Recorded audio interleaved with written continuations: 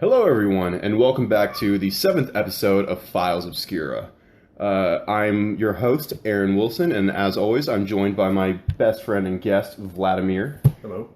And today we're going to cover an interesting story. We're going to cover the strange death of Gloria Ramirez, aka the Toxic Lady. But before we get into, the meat of the story, just wanted to really say, there's a lot of, I know we mentioned it last week, that there's a lot of stuff that's going on with potential work in our personal lives that might change how the show goes. I just want to let everyone know that, as it stands, that we don't have any plans to change. In fact, we are trying to figure out solutions that are going to help us in the short term that's going to really help the show, stay steady in the long term. So while we're figuring all that out, don't worry. We are still planning for every episode to be out weekly for now. But, of course, we'll always let you guys know if anything changes. You could always check out any news that we might be putting out on our Twitter or Instagram page to kind of give you a bit more information what's going on behind the scenes. I know personally we haven't really delved into that too much just because we wanted to get in the habit of, making our content first. But it's time that I think, seriously take a good look at, using that and, really interacting with people. But as it stands, the show's, currently growing at a steady pace, a very small pace, but it's still growing, which is, better to say than it's not. But, getting, that, what's the word I'm looking for? Oh, God. I'm thinking of a word and I can't even describe it to you, so you can help me. It's whatever. Whatever, prologue, I think. I doubt it. Whatever. Getting stuff back on track? Yeah, we're just trying to get back on track. Today's kind of been an off day, because personally, I've got people help at my mom's condo right now who are, like, redoing I forget what it's called, but it's not the gutters, per se. It's, like, the underside. The overhang on that roof. I think I know what you mean. And like the siding part of the roof. Yeah, the little thing where all the... Yeah. It's like, it starts with, it's an F word and I can't think of it right now. It's like furloughing or something. Or, I don't know. But they're replacing that and God is it noisy. God is it annoying. I don't want to deal with it. But they've been dealing with that for the past 2 days. And I think they're going to be working on it tomorrow. But it looked like they were almost done. Mm-hmm. So... yeah, it's been making research hard for me as I'm trying to watch videos, and all of a sudden you just hear constantly on the roof for like 5 hours. It's just... yeah, I can imagine. So, but, I can't really complain because those gutters were kind of falling apart. But it's whatever. What's been going on with you, man? Nothing much, really. This episode hasn't really been recorded too far away from the last one, so... No, yeah, because a lot of... we really should explain this right now. Because of our personal lives, a lot of the episodes that we have are recorded, either a day or two apart, or they're recorded at least a week before they're meant to be uploaded. Because we're kind of just playing it whenever we're free. I'm currently not working, and I'm trying to find another job, whereas Vladimir is working one job, and possibly a second real soon, back to an old job that you have once that opens back up. Absolutely. So we're playing a lot of things by ear, but we want to get to a point where we're more consistent whenever we record this, because there's talks about extra content we might add in the future that'll force us to record on a specific day. But those were just ideas we were tossing out. There's nothing big planned at the moment. But as always, our buddy Nathan is also producing some more music right now and is talking about making more music for the podcast, which is always helpful. Of course.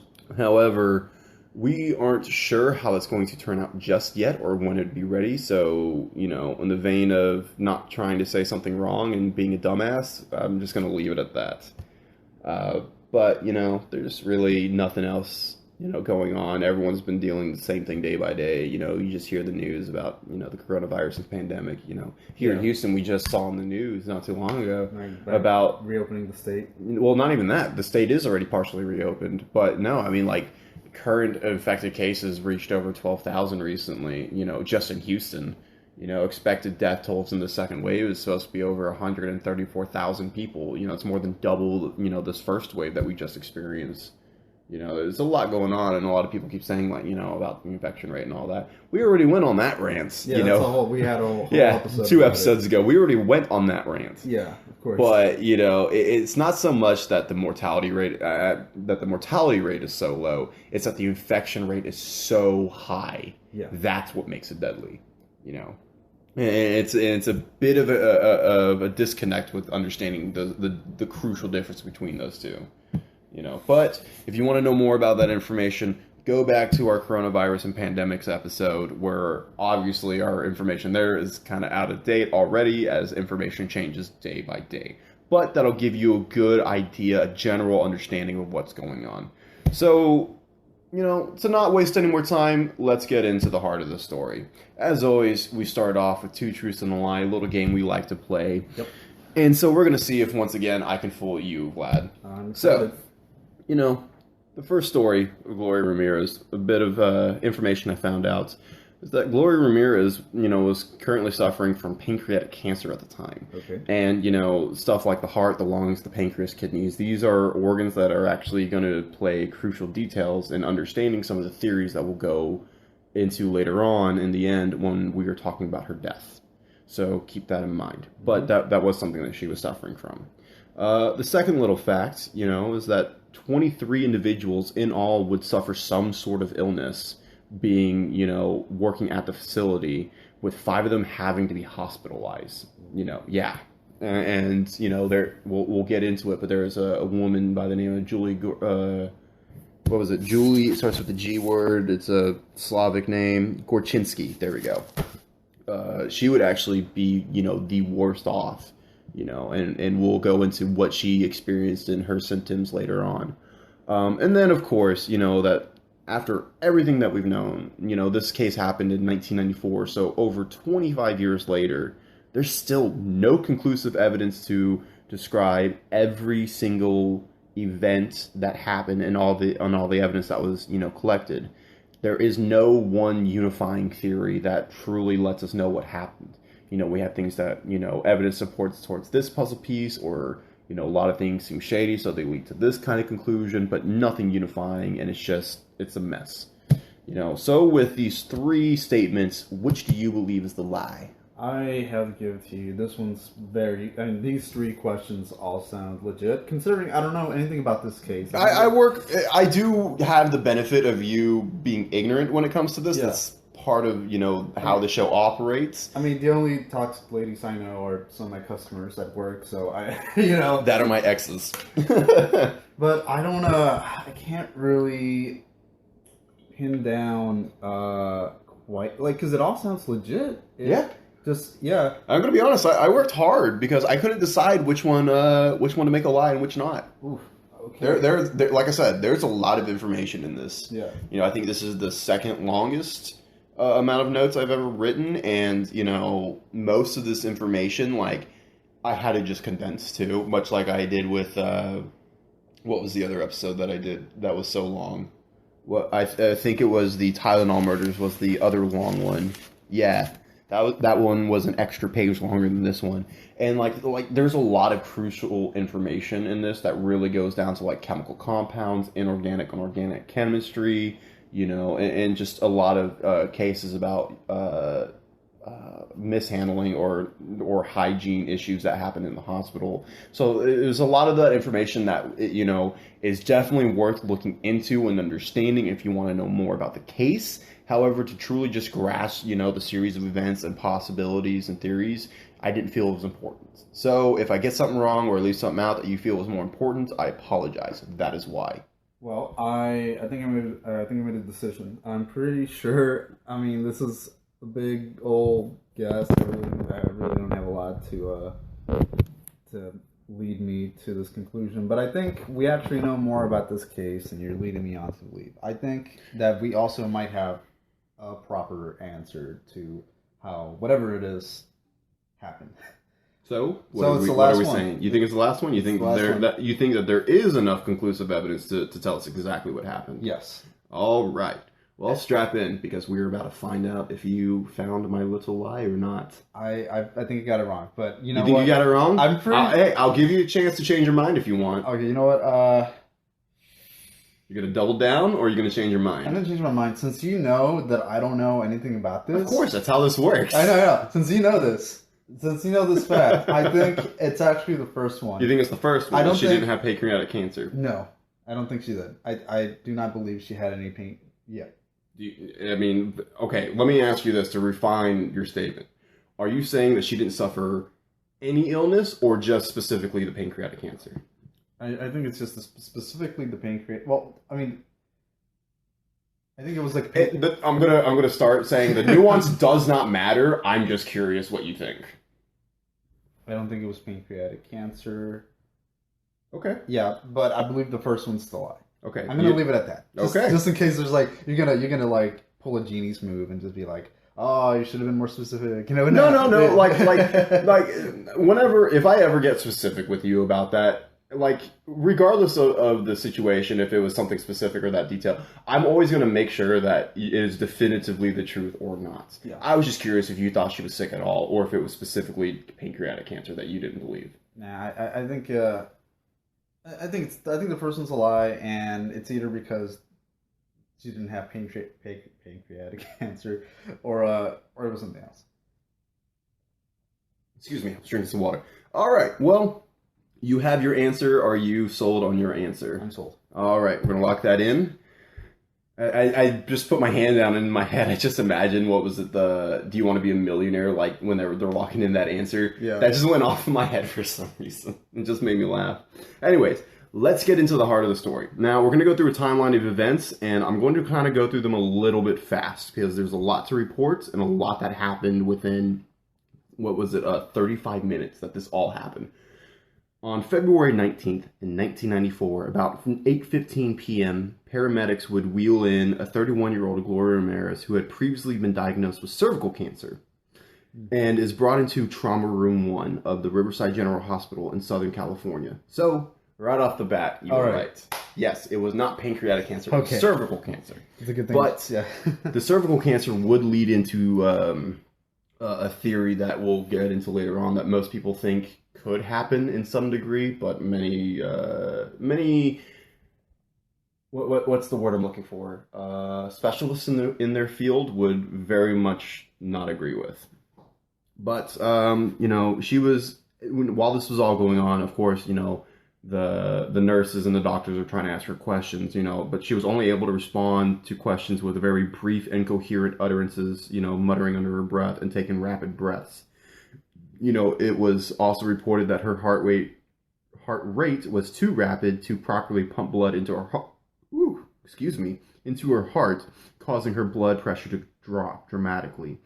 Maureen Welch, a respiratory therapist who was assisting that night, noted how strange it was for Gloria to be suffering from these symptoms when you usually only see these in the elderly, due to heart arrhythmias of some sort or some issues with, breathing. Standard protocol when dealing with this now dictated that Gloria be injected with 3 fast-acting drugs: diazepam, midazolam, and lorazepam. I'm not good with medicine. I'm getting flashbacks to the Tylenol episode. Yeah, a little bit. Yeah. But the drugs themselves didn't really have anything to do. There was also 2 other drugs that were introduced into her system that I didn't write down, that I regret not writing down, and I cannot recall them off the top of my head. But these additional drugs were used to try to remedy the heart palpitations, or the heart arrhythmia, I should say.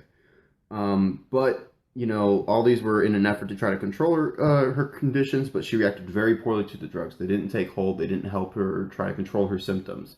So now, losing some options, they try to use an ambu bag. If you don't know what that is, it's what you'll see paramedics and hospital staff, that big football-looking plastic doohickey that they'll put on your face.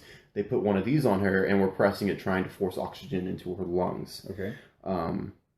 And, before staff would be able to, all this was done before staff would then try to attempt to defibrillate Gloria in an attempt to control her heart rate. Now, I don't know if you've ever had to deal with those, but it's the little paddle things that you put on your chest.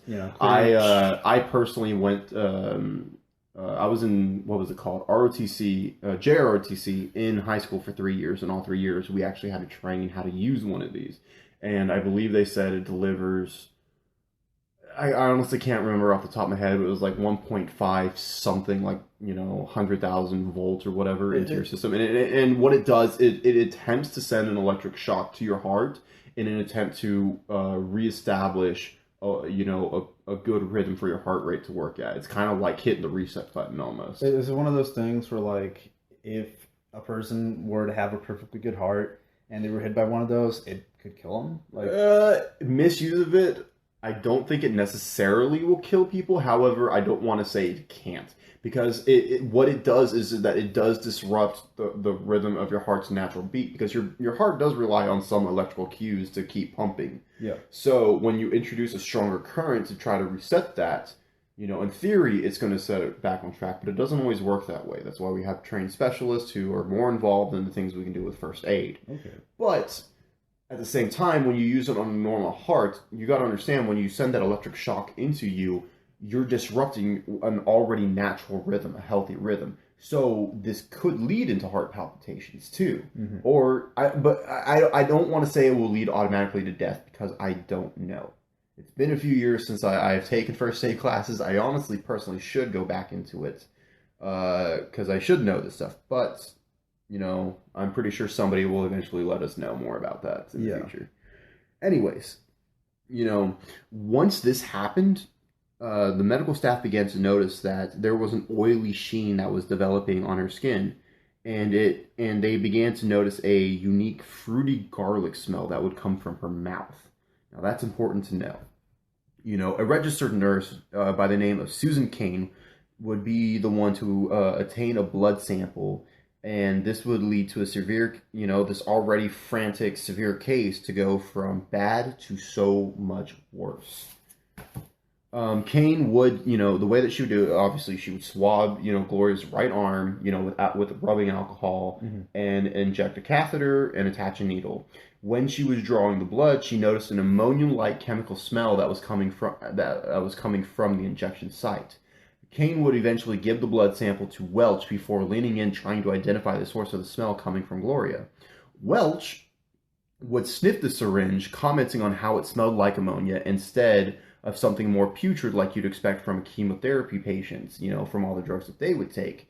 But then again, they also don't really know what's going on, so I can't really, judge that conclusion on, does it make sense, does it not? I'm not a medical professional. I won't even begin to try to put my comments in on that. Yeah. Eventually, Welch, handed the syringe to one Julie Gorchinsky, a medical student who noticed unusual manila-colored particles floating around in the blood. So yeah, already you're dealing with a bad situation, and you see shit floating around in her blood. There's all sorts of weird smells and colors. There's so much going on. No one knows what's going on. Well, this is when shit starts hitting the fan. While, Julie was observing this, she brought it over to one Umberto Ochoa, who was the leading doctor in the emergency room, currently helping Gloria. Kane would try to turn to the door, and that's when people noticed she began to sway. "Catch her!" someone would scream out as she would begin to fall to the ground. Ochoa was able to capture her and help her gently rest on the ground before collapsing, where she would eventually be put onto a gurney and wheeled out. And later she would report how her face and her skin was burning up. Gorchinsky would soon complain, feeling a lightheadedness and feeling very queasy. She left the trauma room and would eventually be sat down at a nurse's desk before she would slump and collapse onto the floor herself. Oh. Yeah. She too would be put on a gurney where she would intermittently suffer from apnea, where, if you don't know what apnea is, she would go through periods where she would stop breathing altogether and then be able to breathe for several seconds at a time, and she would go in and out of this. Welch, who would also come into contact with the syringe, would be the third to collapse shortly after, saying she remembered hearing someone scream, and when she woke, she couldn't control the movement of her limbs. More staff soon claimed to feel ill, and the hospital declared an internal emergency. Ochoa ordered staff to evacuate all emergency room patients to the parking lot outside while a skeleton crew assisted Ochoa with Ramirez. So you got a lot of these medical staff wheeling all these, ICU patients or emergency care patients out into the out into the middle of the night, where all they have to work with is those sulfur bulbs that you have in parking lots. That dim orange glow, that's all you have to work with, while you have Gloria stuck inside fighting for her life and no one knowing what to do. Yeah. First off, again, I am not a medical professional, but you would think to drag Gloria outside and not every one of these other patients, right? I don't know. That's just my 2 cents on it. I didn't question it, but then I started watching some videos, and some people were labeling that comments, and I was like, you know what? Like, yeah, why aren't you, wheeling all these other, wheeling her out instead of all these other patients? It seems like a lot of extra work and a lot of time that you could have saved. It could also be one of those situations where everybody was in such a hurry, they realized a little too late what was going on, and they just didn't know what to do. Yes, and also one thing that crossed my mind was also, you don't know what's coming out of this woman. And a lot of people thought that this was some sort of noxious gas that was emanating from her. So possibly bringing her outside could potentially lead this chemical agent to spread and affect other people. That's a good point. Which, was enough sound reason for me to be like, you know what? Keep it contained. Yeah. I don't know. So, you know what? If that was the reason, I can buy it, That's just me. But while Ocho is working on Ramirez, they notice her blood pressure is still dropping. Her pulse is growing much fainter. The crew continue trying to give her drugs and electric shocks, attempting to stabilize her, but unfortunately, at 8:50 p.m., she would be pronounced dead.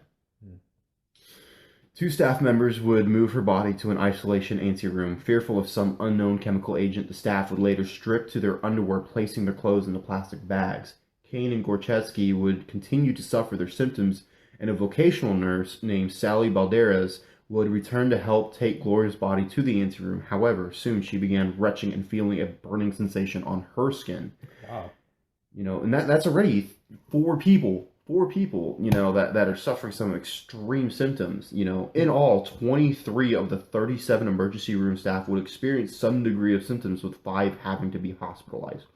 Gorchinsky would be the worst to suffer, now having hepatitis, pancreatitis, and avascular necrosis, which is a disease that causes, bone tissue to be starved of blood and begin to die. Wow. This actually affected her knees and required the use of crutches for months after. That's awful, man. Yeah, dude, it's crazy. And after all this, a hazmat team would be called in soon, but they found nothing to lead to a conclusion. They went in with the idea of trying to find a smoking gun. Obviously, everyone's afraid of some chemical agent. They were wondering if there was some sewer gas that, could be around that's very deadly and noxious to humans, or some other chemical agent that would be known to give certain, answers to what they were suffering. But they couldn't find anything. Eventually, they would do an autopsy, which I think took about 5 days, all in all, of gathering samples and testing things in this anteroom, isolated from everyone else. Everyone in there had what I believe is called moonlit suits, which is another form of a hazmat suit to keep out biological contaminants. Yeah. And through all this going on, nobody found any concrete answers. So they were very tight-lipped about, the autopsy going on. Samples were taken, and eventually they were going to be sent off to be analyzed by the Lawrence Livermore National Laboratory. They would come to some extreme conclusions that led to a very complicated answer with what happened. Now, this is where I said I had a lot of information that I could have put here that I greatly condensed. There's a researcher who was at the head of this, if I'm remembering correctly, who specialized in nuclear chemical reactions, not, bioorganic chemical reactions. So he could only give his best, conclusion as he could, working under their forensics department, forensics laboratory department, division, I think is what he was working under. So he would run a variety of tests, using mass spectrometers, to, gather elemental compounds out of her tissues that were sent to him to study. And he would notice pretty much nothing out of the ordinary. He would notice, normal chemicals that you would find in, like your lungs, you would find a certain concentration of oxygen, of nitrogen, of argon, of carbon dioxide, but nothing really else. But that's what he found. So then he started seeing, what would be coursing through her veins around this time to see if there's some, foreign chemical agent affecting her. Well, through all of his studies, he found mostly things that were already found in her system, whether it be due to chemical drugs that were used, that were injected into her by the nurses, or something that is likely used, like Tylenol was one of the things that were found. Mm-hmm. So very common over-the-counter stuff. But this is where it's important for us to start to get into the theories to really understand, where a lot of people's mindsets were coming from and why it's near impossible to find a concrete answer. So let's get into that. So getting into theories, we're going to go with the most common thing that we heard around this time whenever this case first broke out. Theory number 1, mass hysteria. You got a lot of people suffering very similar symptoms in a very fast environment, in a very, enclosed, chaotic, setting. Mass hysteria is going to be a very easy finger to point. Just to kind of give a definition of mass hysteria, in case you don't know, is it's a phenomenon that transmits collective illusions of threats, whether real or imaginary, through a population in a society as a result of rumors and fear. So, when we think of mass hysteria, I think the most common case that you can think of is, the dancing plague that happened in Germany in like 15 something. Yeah. I don't really know. That's not, the topic today. But, long story short, there was a small village where some people uncontrollably started dancing and eventually came to a point where pretty much the whole town uncontrollably started dancing. And there's no biological reason or chemical reason or anything that could explain what happened to them. And many of those people literally danced themselves to death. At first, a lot of people were celebrating and, adding music to try to make it lively. And then it came to a point where people literally just couldn't stop. But this is known as one of the most famous cases of mass hysteria, because there literally is no common singular point that describes what happened to them other than it was in their mind. Yeah. But it also serves as a very powerful example of what could happen if people start believing everything. Here's the problem. Yeah. Remember Julie Gorchinsky? You don't suffer 2 weeks and have physical, damage to your knees and, pancreatitis and suffer from hepatitis, from mass hysteria. Your body doesn't just naturally create diseases and problems for you to this degree. Exactly. It doesn't just spawn out of nowhere because you believe it to be. So that's the biggest reason this one doesn't hold up. Yeah. And it's also a theory that doesn't really stand the test of time. Most people don't really believe it nowadays. But when this first was breaking out and there was news reports everywhere, this was one of the biggest theories that people were spreading. Well, yeah, no, as soon as I heard mass hysteria, I was like, nah. It doesn't hold up. It really, not at all. But it was the first, big theory at the time before anybody really had any answers about what happened. So yeah, it's worth mentioning because I believe to an extent it probably played a part because, we still don't truly understand, the placebo and nocebo effect. But we do understand it enough to know that when your body and your mind believes something's happening to you, sometimes your body reacts as if it's happening to you. So, of course, I believe that there, especially those 5 who were hospitalized, definitely did suffer something. But, I don't know, maybe one, maybe all of the other individuals who weren't hospitalized but were experiencing some symptoms may have suffered an extent of mass hysteria. They were seeing everyone reacting. They were close to the environment. They were probably afraid they were going to show symptoms, and thus their body started showing symptoms. I don't know. I didn't really dig into every single person who was affected, how they were affected, and what they said they felt after that. So, I don't know.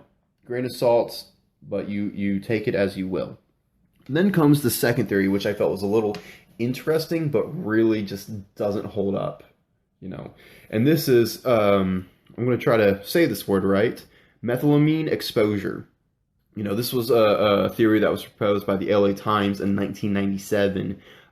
This theory claims that Gloria might have been exposed to methylamine, which is a precursor chemical used in the manufacture of methamphetamine.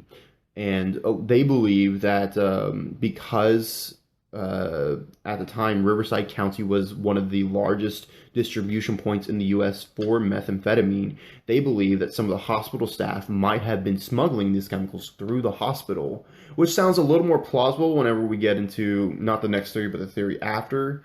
But it doesn't really hold up to me because the way that they're positing this theory is that they were, transferring the chemical through IV bags, and they might have mistakenly given Gloria Ramirez one of these IV bags.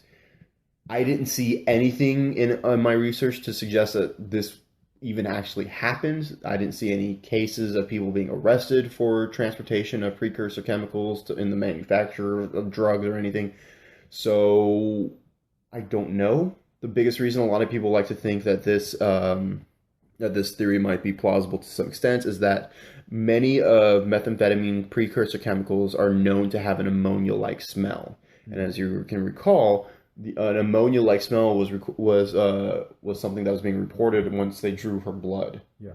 So I don't know. I don't personally think so, but it was interesting enough that I felt, you know what? Let's put it down. We'll see. There's more weight to it than Madison. Yeah, there is definitely more weight to it, Yeah, but because think about it. You're introducing a foreign chemical that you think is a saline solution, and it's obviously not once you know what it is. Yeah. And introducing that to someone already suffering from an unknown situation, it's like throwing two chemicals that you don't know what they are and seeing what reaction you can make. Once again, just because I kind of forgot, when did this happen again? 1994. Okay, so it's kind of recent.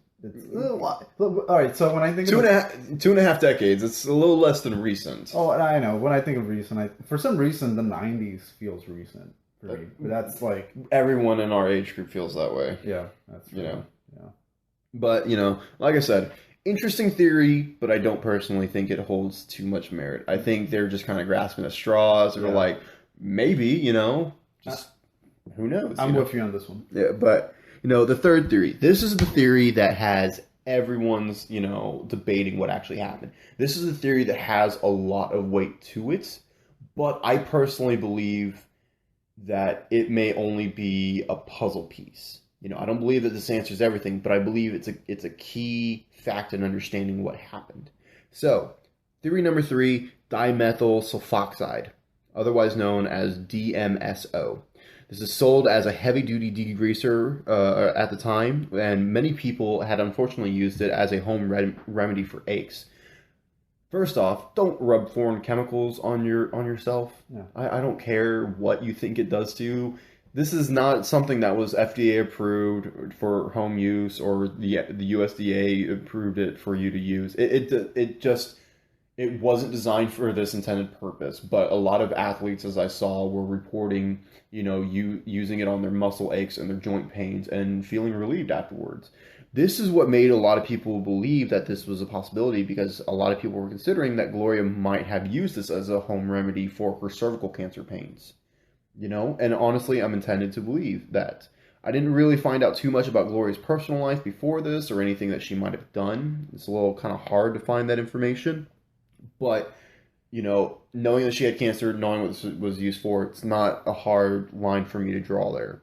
So, up to this point, I believe it. Here's the problem. Dimethyl sulfoxide doesn't do anything necessarily to you in the body.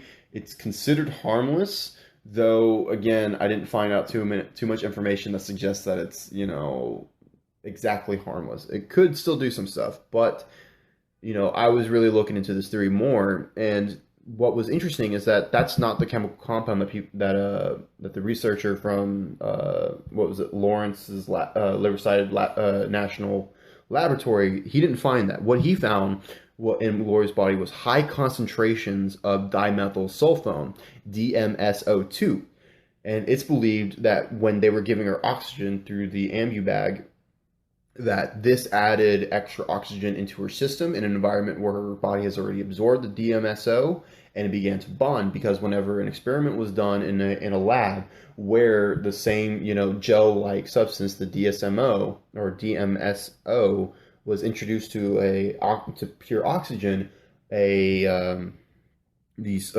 crystals would develop that looked very similar to the particles that were found in her blood. Oh. Yeah. Okay. So now some pieces are starting to be put together with this. Yeah, it makes a little more sense. Actually. Yeah. So DMSO2, however, is harmless in the body, and it's thought to believe that. But it's thought to believe it's. Why am I struggling to say this right now? It is thought that the electric shocks that were given to Gloria broke down the dimethyl sulfone, the DMSO2, and allowed the compound to reorganize itself into dimethyl sulfate, which is DMSO4. And this is incredibly dangerous to our body. I'm not personally too knowledgeable of chemistry, but pretty much in my, if I'm speaking correctly, any kind of sulfate is extremely destructive to your body. So this chemical can damage your heart, your liver, and your kidneys, which I didn't say it then, but she was actually, her cause of death was later reported to be kidney failure. Okay. Right. Another bit of important information to know. Piece those facts together. So you can start to see where a lot of people think like, hey, this looks like we have our answer. And it's also known to cause paralysis, delirium, and convulsions. Some of the symptoms that we saw the hospital staff suffering from. However, many claim that such reactions are completely impossible inside the human body. It's a completely different environment, and there could be other possible organic chemistry that could happen in your body with these compounds. So a lot of this doesn't seem substantiated. It seems like maybe a lot of this could happen, but like I said, the guy who was performing these experiments admitted he didn't truly know, that much about organic chemistry, and therefore isn't the voice that should be saying that. But this was a theory that was put forth, by Lawrence Laboratories. And like I said, you can see why I say it's not the answer, but it's definitely a piece, because imagine it's that 1 in a million chance where this kind of reaction can happen in the body. It's not something that's proven reliable to happen in the body, but you just need that 1 out of 1,000 chance to prove that it's possible. This could have been it. So like I said, I don't believe this necessarily answers everything that happened, because there was other, foreign chemicals that were found in her body in lower amounts, but couldn't be sourced anywhere. So there was no explanation of where they could be found from. So it's hard to say what exactly happened, but I felt like this was a good piece. A good piece of that puzzle. Yeah. But now we're going to jump into the fourth theory. This is what her family, the Ramirez family, came and concluded. To understand, where they're going to be coming from, I'm going to go and describe 2 events real quick that happened, in previous years. In 1991, there would be 2 employees who would receive medical treatment after exposure to a poisonous gas from a broken valve, I think they said. But obviously, mismanagement of, your tools and your hospital staff can lead to a lot of incidences. If it was an isolated case, okay, fine. However, in 1993, sewer gas would be found in a hospital room after an inspection was conducted where, people would come in, inspect the hospital rooms, the sanitation, and I believe they said hazmat team had to come in and, close off the source and clean up the mess before people were allowed back in. And then in 1994, Gloria's case would happen. And so you have 3 incidences in less than 3 years that in one hospital that, kind of seems like there's malpractice to some extent happening here. So maybe there's more to the story on the hospital side that they don't want to open up about, and including there's 3 strange occurrences that happened during, Gloria's whole visit to the hospital and, her death. The first being, that the deputy coroner, Dan Cupido, would claim Gloria had not died from natural causes, but would immediately change that after the county released their official autopsy report, in which he would then say that she had died from natural causes.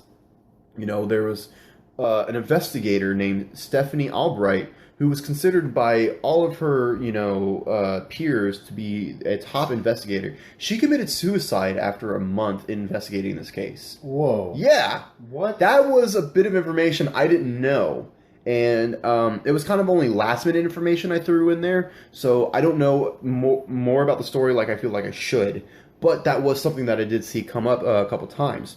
And then the third kind of strange occurrence that would happen is that the syringe that was used to draw Gloria's blood would be lost despite the heavy investigation going on and the extreme care that they took to even take care of their clothes and hold it in plastic bags. Because, you have potentially one of the biggest medical mysteries of, the last decade, let alone the century, and you lose some of that evidence?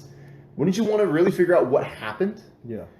So these were things that were adding up to the Ramirez family, that there was a cover-up by the county, that there was something that the county hospital and the county as a whole didn't want to get out and were afraid of being uncovered. Oh. So, due to misinformation and possible intentional mishandling of evidence, it leads the case to be unsolved, And I didn't write it down, as you can clearly see in my notes, but there is one more theory that is really fun and really stupid. A lot of people believe that there's the possibility that Gloria was the unfortunate, how can I say this, occupant to a UFO abduction. Oh my God. Yeah.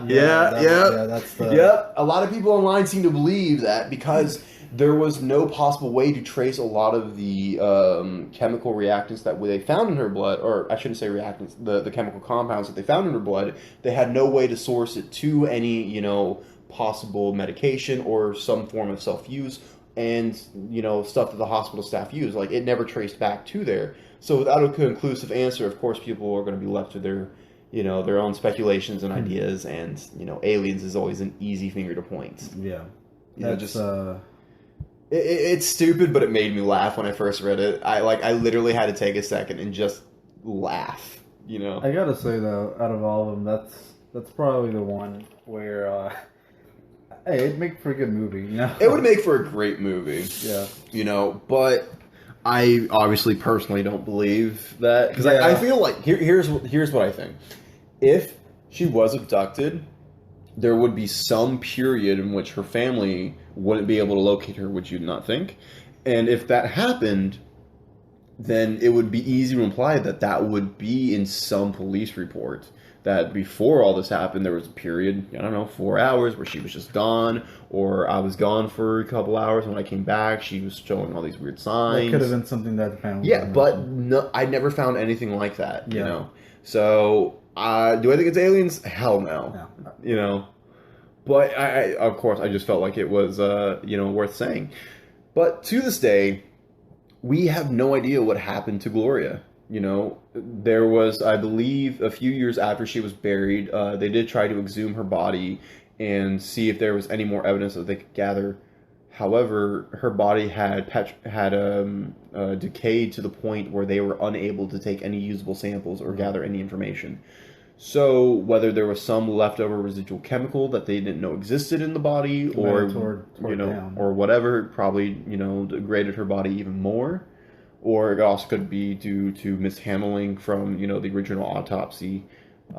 Because, I believe one thing that I read was it was, damn near impossible to even collect a sample from her, internal system without, some fecal matter being there. Just completely, it's hard to describe without knowing, and I can't really know without a detailed report or pictures to tell me exactly what was going on. But long story short, the body was just unable to give any usable samples for anything else, But, I mean, that was the strange case of the toxic lady. That's Gloria Ramirez, and I think it's a story that we could learn a lot from if we really were able to investigate it better. I think this is also in part because of the time it happened. It's not as easy to have tested, for these chemicals like we'd be able to now. Yeah. I think that's a big part of it. But ultimately, it leads to, do you think it was some chemical exposure or some cover-up and mishandling? That's really where the two main theories lead. Oddly enough, those two seem to be the most plausible. I personally think it's some extent of both. Like I said, I believe that there's elements to this that really affect the way that we can understand how this case went. But at the same time, I don't believe we'll ever have all the pictures or all the clues to form that picture. So, I agree. Yeah. you know, but it was definitely an interesting story to read into and find out about.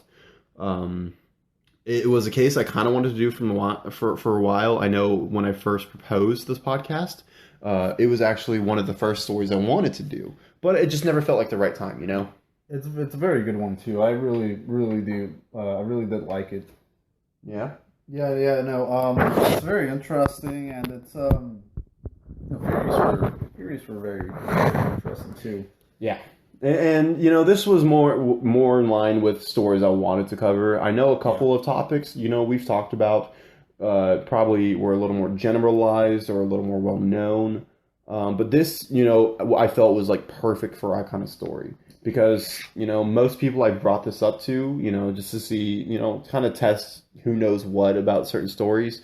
This was a story nobody really had ever heard about before. So you know, it's perfect. Let's get in on this. Just the idea of like a person being sick with something that we don't really understand. Yeah, it's like contagious somehow. And it's interesting because there was other like more minor theories about possible drug smuggling was also because methamphetamine, like I said, that was a theory that was proposed around this time. It was also believed that possibly, you know, there was some form of forced, you know, drug muling or some extent of that or an accidental exposure to something outside of this environment, you know, led to these things. But like I said, there was so much, you know, possibilities and loose ends that, like I don't believe we'll ever truly get to the heart of it. I just think it was a cacophony of highly implausible events happening at the same time that led to such a strange case. That's my personal belief.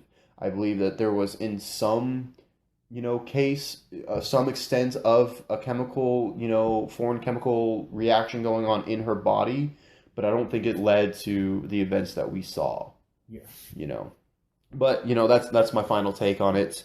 And like I said, once again, man, you actually got it right. I should not have given you that chance to second guess yourself. Yeah, no, I was really second guessing. I'm kind of glad I took the chance. Well, I think it's fair. Yeah. I think, you know, it was those two. It was the first one and the third one that had me like bouncing back and forth. But I gotta get better at my lies, man. So, and these are stories you haven't heard. So I feel like because I'm noticing too, like whenever I write down a lot of those two truths and a lie, a lot of the times I make the lie like the first thing that we get into, and I don't know why I do that. I'm really trying to stop myself from doing that. I didn't even notice it this time though. But, you know, we have other stories, you know, interesting stories to bring up for next time. And while we figure out our schedule, we're going to keep trying to record and get content out at still a weekly basis until we know for sure how things are going to play out for us. Of course, yeah. But yeah, I mean, right now there's not really too much going on with the podcast specifically. You know, we're talking about, you know, stuff for the future down the line. But right now it's just, you know, working on collaborating with other people is what I'm mainly focusing on. And until it happens, I don't want to say who, just in case things fall through. But there's a couple of podcasts that I've been talking to their hosts, and we'll possibly get them on too at some point and do an episode with them, which would be great because I actually enjoy some of these podcasts that I've been listening to. So we'll be hearing more about that in the coming weeks. Yeah. There's one recording I have planned Wednesday, so we'll see. Hopefully. But until then, like I said, I don't want to say too much because we don't really know what can happen. But just focusing on, you know, working on our advertising and you know, getting our structure down. This was kind of my first attempt to solidify more of a structure to what I like. Because there's going to be some stories that are like unsolved cases, like what we heard, where there'll be a timeline of events and then possible theories. And that's easy to structure those episodes. But whenever you talk about something like the Bennington Triangle, where it's just a series of disappearances in one location, it's not really an event that's happening, it's a kind of a phenomenon. So that will require a different kind of structure on how we approach it. And it's just us figuring out those nuances of how we want to structure the podcast when dealing with certain topics. That's kind of like what I'm really trying to hit the nail on. because, that also helped us with Nathan, who is our music guy. He's the one who's making all the music for us and all of our transitions. So that'll really help whenever we can solidify that. But, this has been episode 7. Yep. This is the end of our 7th episode arc. We made it this far. The biggest thing I was afraid of.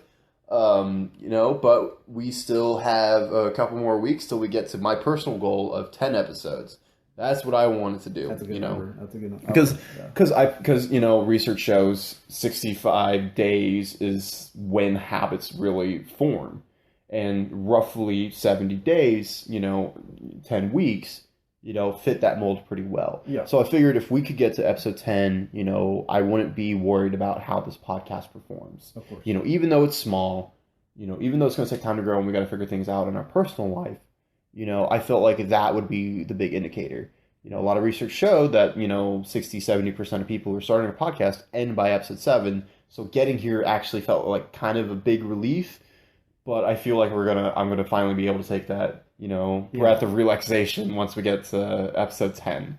Which I personally don't know as of right now what episode that'll be, but I know what I want it to be. So we'll see what happens. But, that's... It's been a good episode. Yeah, it's been a really good episode. I'm glad we were able to knock this one out. Yeah. We hope to see you guys again next week, and definitely spread the news about us. As always, you can find us on Twitter and on Instagram at Files Obscura. And mention us on Spotify and Apple Podcasts and Google Podcasts, because those are the 3 that we've been seeing most people listening to. We've actually also been able to reach out to people a little bit on Stitcher and on Pocket Casts.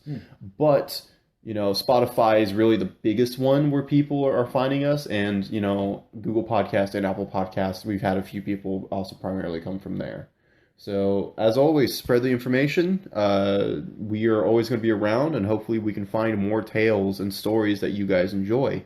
But with nothing left, we're going to go, because I'm tired. I'm pretty sure Vlad's tired. I'm pretty tired. Yeah. I feel like I'm going to sound tired this episode. It's all right. Yeah. We've been droning on with a lot of other stuff, but, it's time for us to go. So you all have a good one. See you all next week. Good night. All right, see you later.